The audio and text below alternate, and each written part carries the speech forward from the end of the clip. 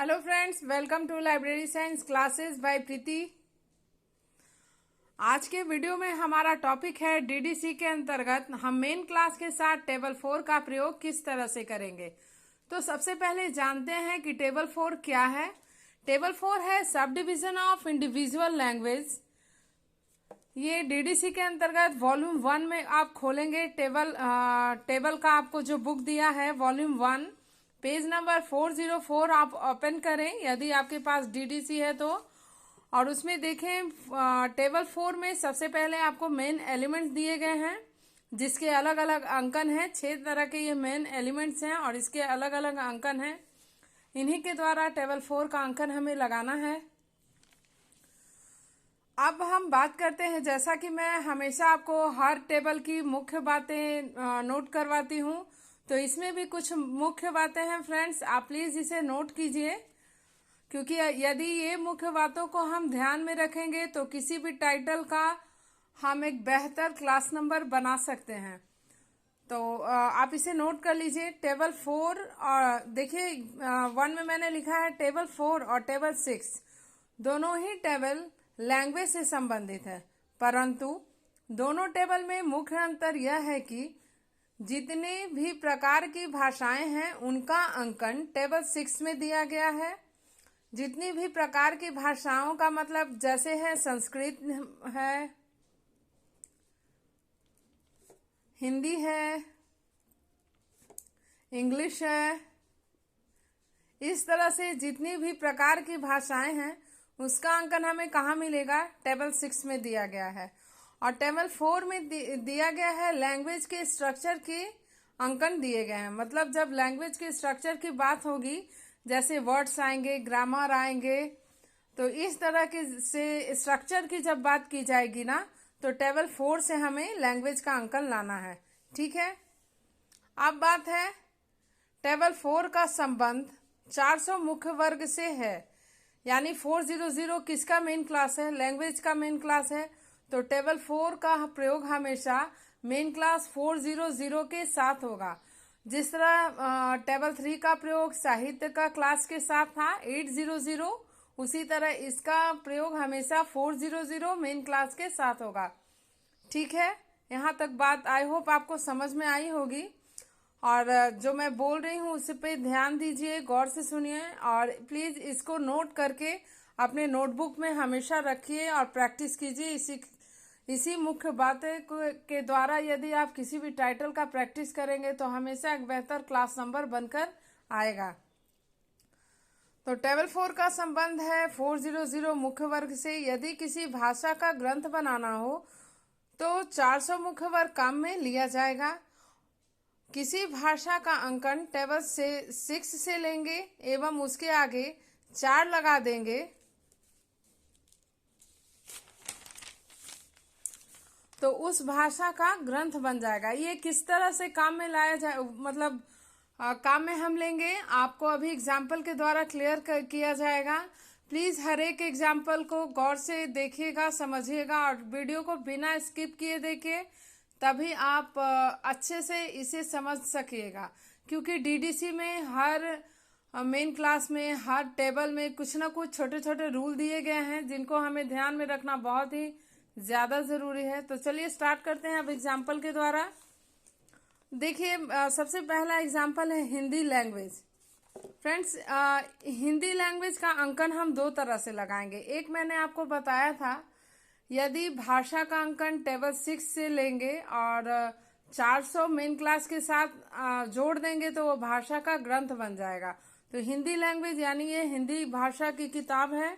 तो इसे किस तरह से बनाना है, मैं इसे बनाई हूँ डायरेक्ट शेड्यूल से नंबर लाकर। हिंदी लैंग्वेज का अंकन जो है डायरेक्ट शेड्यूल से भी लिया जा सकता है। जब आप वॉल्यूम 2 खोलिए जो कि शेड्यूल है, पेज नंबर 610 खोलिए, तो आपको जब आप 400 लैंग्वेज में जाएंगे तो वहाँ 491 के पार्ट में जब आप जाएंगे तो .43 करके हिंदी का लैंग्वेज दिया गया है। तो इस तरह से वहाँ हिंदी का लैंग्वेज मिलेगा आपको 491.3। एक तो ये तरीका है। एक तरीका मैंने बताया था लैंग्वेज का अंकन कहाँ से लाना है, टेबल 6 से लाना है और मेन क्लास लैंग्वेज के मेन क्लास के साथ लगा देना है। तो देखिए ये भी देखिए आप, एक तो 400 हम लिखेंगे यहाँ पे 400 प्लस लैंग्वेज का अंकन लाएंगे टेबल 6 से, वॉल्यूम 1 में दिया गया है, वो पेज नंबर 422 में दिया गया है। 9143 हिंदी का नंबर दिया गया है। 400 के साथ 9143 हम लगाएंगे। जिस तरह लिटरेचर में हम 00 को हटा देते थे, उसी तरह लैंग्वेज के क्लास में भी हम यहाँ 00 काम में नहीं लेंगे, केवल 4 अंक ही काम में लेंगे तो हमारा काम हो जाएगा। देखिए 491 तीसरे अंक के बाद डॉट 43, तो ये बन गया 491.3। ठीक है, तो देखिए दोनों तरह से हम अंकन बनाएंगे तो दोनों का अंकन सेम ही बनेगा। तो या तो आप डायरेक्ट लैंग्वेज का नंबर शेड्यूल से ले सकते हैं, या फिर टेबल 6 से लाकर उसको 400 मुख्य वर्ग के साथ जोड़ दीजिएगा। केवल 4 अंक ही काम में लीजिएगा, 00 का प्रयोग नहीं करना है। तो इस तरह से भी आपका लैंग्वेज बन जाएगा। तो अभी मैं जो एग्जाम्पल करूंगी वो हर लैंग्वेज का अंकन डायरेक्ट शेड्यूल से लूंगी। तो चलिए शुरू करते हैं। ये सिर्फ मैं ये एग्जाम्पल मैं आपको ये समझाने के लिए बता रही थी कि लैंग्वेज का नंबर आप डायरेक्ट शेड्यूल से भी ले सकते हैं और टेबल 6 से लाकर भी मुख्य वर्ग के साथ जोड़ सकते हैं, 400 मुख्य वर्ग के साथ। चलिए अब बात करते हैं दूसरे एग्जाम्पल की, हिंदी डिक्शनरी। हिंदी लैंग्वेज का अंकन 491.3 है। कहाँ मिलेगा आपको? ये मैंने शेड्यूल से लिया है, पेज नंबर 610 वॉल्यूम 2 में मिलेगा आपको। डिक्शनरी का अंकन है 3। कहाँ से लिया गया है? टेबल 4 से लिया गया है, पेज नंबर 405 वॉल्यूम 1 में मिलेगा आपको। अब देखिए फ्रेंड्स, यहाँ डिक्शनरी का अंकन 3 है। अगर आपको याद होगा और आपने मेरा पिछला वीडियो देखा होगा तो मैंने डिक्शनरी का अंकन वहाँ 03 बताया है, ठीक है, स्टैंडर्ड सब डिवीजन में। तो यहाँ पे एक कंफ्यूजन हो जाता है कि डिक्शनरी का अंकन 03 भी है और 3 भी है, तो यहाँ पे लगाना क्या है? तो देखिए यहाँ पे एक नोट कराया है मैंने। अगर शब्दकोश भाषा से संबंधित है, शब्दकोश मीन्स डिक्शनरी भाषा से संबंधित है, तो अंकन क्या होगा? 3 होगा, ठीक है। और यदि डिक्शनरी सब्जेक्ट से संबंधित है, जैसे फिजिक्स है, केमिस्ट्री है, बायोलॉजी है, कोई भी सब्जेक्ट आप लेंगे और उसमें यदि डिक्शनरी दिया रहेगा तो वहां क्या अंकन होगा? 03 होगा।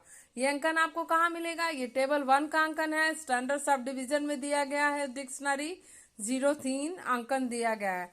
तो ये बात हमेशा ध्यान में रखिएगा, भाषा से संबंधित है तो 3 लगेगा और विषय से संबंधित है तो 03 लगेगा। तो आप इसे भी नोट कर लीजिए। चलिए बात करते हैं, चूंकि अब इन दोनों को जोड़कर हम मेन क्लास नंबर बनाएंगे। देखिए हिंदी का अंकन यहाँ है, शेड्यूल से लिया गया है, 3 अंकन टेबल 4 से लिया गया है और इस तरह से इसका क्लास नंबर बनता है 491.433। यहाँ क्लास नंबर बन जाता है। अब देखिए दूसरा एग्जांपल देखिए, फ्रेंच रशियन डिक्शनरी। देखिए यहाँ अब हमें ये कंफ्यूजन है कि फ्रेंच रशियन डिक्शनरी में कौन से लैंग्वेज को मेन क्लास बनाएं, ठीक है। तो इसके लिए एक कैप्शन मैंने बना रखा है जो कि आप नोट कर लीजिए। देखिए क्या लिखा है मैंने, जब 2 लैंग्वेज एक साथ एक टाइटल में हो, देखिए 2 लैंग्वेज एक साथ हैं, एक ही टाइटल में है, तो एक लैंग्वेज को हम मेन क्लास के रूप में लेंगे। तो इन दोनों में से कोई एक लैंग्वेज हम मेन क्लास के रूप में लेंगे, लेकिन बात यह है कि अब कौन सा लैंग्वेज हमें मेन क्लास के रूप में यूज करना है। तो जो लैंग्वेज कम प्रचलित है उसे हम मेन क्लास बनाएंगे और जो लैंग्वेज ज्यादा प्रचलित है उसका अंकन हम बाद में लेंगे। तो अब इन दोनों में कौन सा लैंग्वेज ज्यादा फेमस है, कौन सा लैंग्वेज कम फेमस है, ये हम कैसे पता करेंगे? तो यदि हमें जब 2 लैंग्वेज में ये ज्ञात नहीं है कि कौन सा लैंग्वेज ज्यादा प्रचलित है, तो उन दोनों लैंग्वेज का अंकन हम कहाँ? शेड्यूल में देखेंगे, ठीक है। शेड्यूल यानी वॉल्यूम 2 में देखिएगा डीडीसी में, और ये पता कीजिएगा कि कौन सा नंबर शेड्यूल में बाद में आ रहा है, ठीक है। इन दोनों में कौन सा नंबर बाद में दिया गया है शेड्यूल में? अब क्या है, अब तब हम उस भाषा के अंकन को हम मेन क्लास के रूप में काम में लेंगे। यानी जो नंबर, जिस लैंग्वेज का नंबर शेड्यूल में बाद में दिया रहेगा, हम उसी भाषा के अंकन को मेन क्लास के रूप में लेंगे। यानी जो कम प्रचलित भाषा है, मीन्स जो कम फेमस लैंग्वेज है, उसको हम पहले लिखेंगे और उसी को हम मेन क्लास बनाएंगे। ठीक है। कहने का तात्पर्य है कि शेड्यूल में बाद में दिया गया भाषा का अंकन पहले दिए गए भाषा के अंकन से कम प्रचलित है। तो बात आपको यहाँ तक मेरे उम्मीद से समझ में आ गई होगी। तो चलिए अब इसका हम एग्जाम्पल का क्लास नंबर बनाते हैं। देखिए, रशियन लैंग्वेज जो है फ्रेंच लैंग्वेज से कम फेमस लैंग्वेज है। तो इसका अंकन 491.7 है, शेड्यूल में है, वॉल्यूम 2, पेज नंबर 612 में आप देखिएगा, आपको रशियन लैंग्वेज का नंबर मिलेगा। डिक्शनरी का नंबर मैंने आपको बताया है, कहाँ टेबल 4 से लाना है, कहाँ पेज नंबर में, कौन से वॉल्यूम में मिलेगा, ये मैंने आपको बता दिया है। फ्रेंच का अंकन आपको टेबल 6 में मिलेगा, 41। तो अब इस तरह से हम एनालिसिस कर इसका क्लास नंबर बनाएंगे। 491.7 प्लस डिक्शनरी के अंकन को बीच में रखेंगे, +3 + 41, दोनों लैंग्वेज के बीच में डिक्शनरी का अंकन आएगा। ठीक है। तो अब इसका क्लास नंबर बनता है 491.7, तीसरे अंक के बाद डॉट लगाना है, 34 स्पेस 1, समझ में आ गया। 3 अंक के बाद डॉट, फिर 3 अंक के बाद एक लेटर का स्पेस और फिर बचे हुए अंक लिखेंगे और इस तरह से हमारा क्लास नंबर बनता है। हमेशा फ्रेंड्स ये याद रखिए, टेबल के अंकन को हमेशा बाद में लगाया जाएगा। कभी भी किसी भी टाइटल का क्लास नंबर बनाते समय टेबल का अंकन पहले नहीं लगेगा, हमेशा शेड्यूल के मेन क्लास से ही नंबर आगे में लगाया जाएगा किसी भी टाइटल के का क्लास नंबर बनाते समय। चलिए अब बात अगले एग्जाम्पल की करते हैं। Alphabets of Bengali. बंगाली का अंकन क्या दिया गया है? बंगाली का अंकन है, देखिए इसका एनालिसिस करते हैं। बंगाली का नंबर है 9144। कहाँ मिलेगा आपको? मैंने डायरेक्ट शेड्यूल से लाया है नंबर, वॉल्यूम 2 में मिलेगा, पेज नंबर 610 में मिलेगा। अल्फाबेट का अंकन कहाँ मिलेगा आपको? टेबल 4 में जाएं, वॉल्यूम 1 में टेबल 4 में जाएं, आपको 11 नंबर मिलेगा। अल्फाबेट का कहाँ मिलेगा? पेज नंबर 404, वॉल्यूम 1 में। अब एनालिसिस कर इसका क्लास नंबर बनाते हैं। देखिए इसका क्लास नंबर बनता है 491.4, 491.44 बंगाली का नंबर है, 491.44। फिर जो 11 है, 4 के बाद 11 लगाएंगे, तीसरा अंक, और इस एक लेटर का स्पेस छोड़ेंगे, फिर 1 लगाएंगे। तो इस तरह क्लास नंबर बनता है 491.441 स्पेस 1। ये इसका क्लास नंबर बन जाता है। चलिए अब दूसरा एग्जाम्पल लेते हैं। हिंदी वर्ड्स। तो चलिए एनालिसिस करते हैं इसका। देखिए हिंदी का अंकन कहाँ से लाएंगे हम? शेड्यूल से डायरेक्ट लेंगे। 491.43, पेज नंबर 610, वॉल्यूम 2। वर्ड का अंकन आपको मिलेगा टेबल 4 में मिलेगा, 81 इसका नंबर दिया हुआ है, वॉल्यूम 1 में मिलेगा, पेज नंबर 406। अब इसे जोड़कर हम क्लास नंबर बनाएंगे। देखिए 491.43 + 81, इसे अगर हम जोड़ते हैं तो इस तरह इसका क्लास नंबर बनेगा 491.438। 3 अंक एक साथ लिखेंगे और फिर बचे हुए अंक एक लेटर का स्पेस छोड़ेंगे। बचा हुआ अंक क्या है? बच गया 3 लेटर के बाद 1, तो इस तरह 1 लिखेंगे, 491.438 स्पेस 1। ये इसका क्लास नंबर बन जाता है हिंदी वर्ड्स का। चलिए अगला एग्जाम्पल लेते हैं। देखिए फ्रेंड, अगला एग्जाम्पल है English words in Hindi language. तो अब हम इसका अंकन लेंगे। तो इसका मेन क्लास पहले पहचानेंगे। ये हिंदी लैंग्वेज की बुक है, तो हिंदी लैंग्वेज का हम अंकन लिखेंगे सबसे पहले। तो देखिए हिंदी लैंग्वेज का ये नंबर है, कहाँ मिलेगा मैंने आपको पिछले एग्जाम्पल में बता दिया है। अब देखिए बात करते हैं हिंदी भाषा की में इंग्लिश वर्ड है, यानी ये इंग्लिश वर्ड क्या है, हिंदी भाषा में यदि दूसरे लैंग्वेज के शब्द हैं तो ये फॉरेन एलिमेंट्स हो गया हिंदी लैंग्वेज के लिए। ठीक है, हिंदी लैंग्वेज में ये फॉरेन एलिमेंट्स हैं, तो हम यहाँ फॉरेन एलिमेंट्स का नंबर पहले देंगे।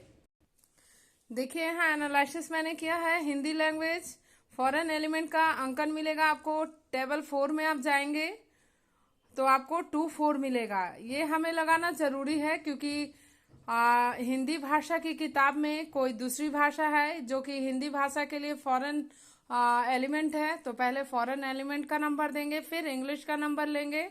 कहाँ से लेंगे, टेबल भाषा की लैंग्वेज लैंग्वेज का अंकन कहाँ से आएगा, टेबल 6 से आएगा। मैं हमेशा आपको बताई हूँ। यहाँ पर देखिए इंग्लिश का अंकन आपको मिलेगा 2 1, यहाँ लगाना है। क्यों लगाना है, अदरवाइज आप जब भी देखे होंगे इंग्लिश का एक नंबर है 2 और एक नंबर है 2 1। 2 1 जो है स्पोकन इंग्लिश के लिए बोलचाल की भाषा का नंबर है, ये स्पोकन इंग्लिश बोलचाल की भाषा का नंबर है ये। तो हमें बोलचाल की भाषा का नंबर लेना है, हमें सिर्फ इंग्लिश भाषा का नंबर नहीं लेना है। इंग्लिश में जो बोलचाल की भाषा का नंबर है वो लगाना है यहाँ पे। तो चलिए अब इनको एनालिसिस मैंने कर दिया है, अब इन तीनों को जोड़ेंगे और जोड़कर एक क्लास नंबर बनाएंगे।